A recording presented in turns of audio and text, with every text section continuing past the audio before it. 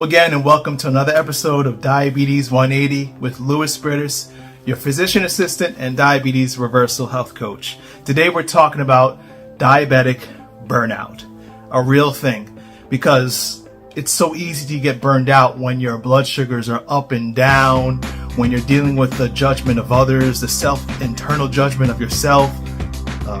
That's redundant. Really, there is a way that you can navigate through diabetes and this diagnosis without experiencing so much frustration.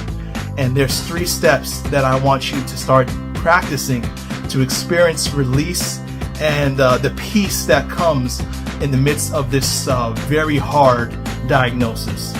Number 1, to beat diabetic burnout is to see your life not as a destination you're going towards, but your life as a journey, because that's what health is. Health is a journey. It's not about a destination. If your destination is a certain weight loss or a certain blood sugar level, then your feelings is going to rise and wane with your blood sugar level and your weight loss and weight gains. But if you just learn to enjoy life, because that's what life is meant to be, and it's meant to be a pleasurable experience. Enjoy life and enjoy health as a journey, not as a destination, where you might trip up from time and again, but the most important thing is that you stay committed to enjoying the process of finding foods that taste good and are healthy at the same time, and there are plenty. Finding the joy of shopping differently, and looking for new recipes, new dishes, new tastes. The joy of finding new workouts or exercises that you enjoy. Finding partners to work out with and exercise with. Finding Facebook groups to join where people who have diabetes and can band together and find encouragement. This journey can be a fun journey. It's all in the mind. Don't focus so much on the destination. Just enjoy health as a journey. That's number 1. Number 2 is also very important, and that is don't rely on willpower alone. See, willpower can only get you so far. If you're just relying on the strength of will and grit, you might be strong and committed for a week or 2 or maybe 3 weeks, but the intensity tends to die down, right? Eventually you start to give in to those food cravings and those food temptations. Nobody can resist and rely on willpower alone. Even those who are most disciplined, they do something even smarter than just relying on willpower. They find ways to remove the temptation altogether. So don't just rely on resisting the temptation. Try to make ways or find ways to make the temptation go away altogether. Make it invisible. So for example, what I mean by that. So if you know that you have a favorite snack and they sell it at a certain grocery store, guess what? You're not shopping at that grocery store no more. Right? So make a commitment to shop at a grocery store where you know that snack or that food item isn't sold.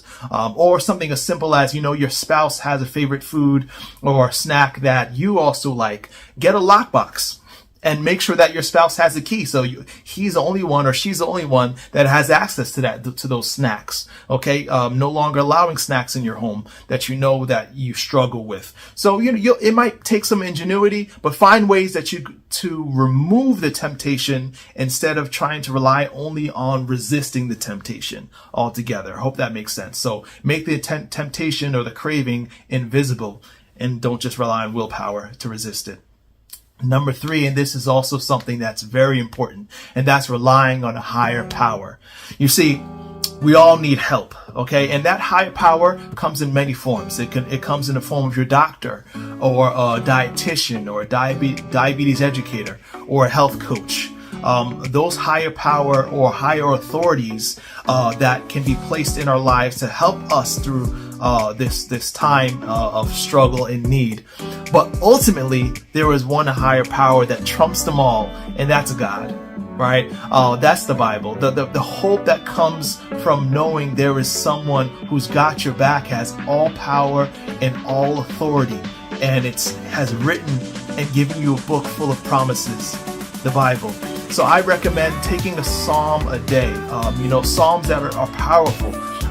Psalm 23, though I walk through the valley of the shadow of death, I will fear no evil. And diabetes, it's an evil, okay? But you don't have to fear it. So just, encourage yourself by reading Psalms from the Bible every day and committing them to memory to help you during your times of struggle. So 3 steps to help you beat diabetic burnout, the frustration of having diabetes. Number 1, see your health as a journey and not a destination.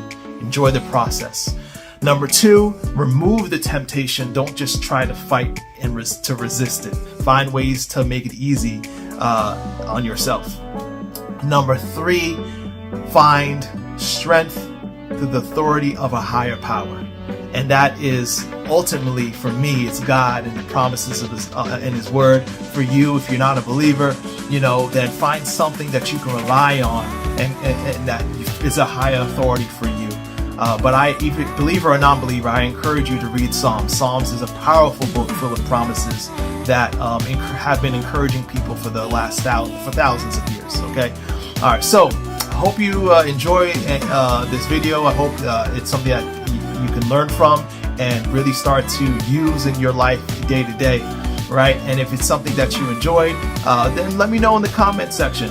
And also, more importantly, let me know what other videos or ideas you want me to make surrounding the idea of diabetes and health in general. All right. So as always, beloved, I wish above all things that you may prosper and be in good health, even as your soul prospers. See you next week.